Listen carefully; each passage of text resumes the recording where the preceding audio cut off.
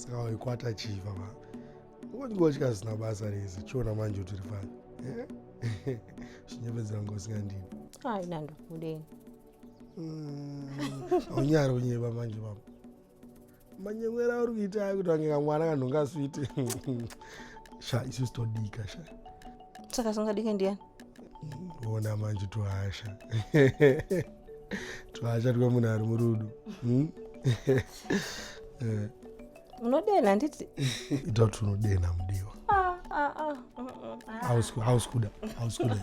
okay kwacho unodena mudiwa good girl andikuona manje sorry babe anchakudena anti okay so naiwe kumba chete chii uri kunoko kozvikumba zvaupinda papi futi uno anditi zvipanapa isi tumota zvipanapa anti ngati zvipanapa usanyanyofungisisa iwo fine kwacho anditi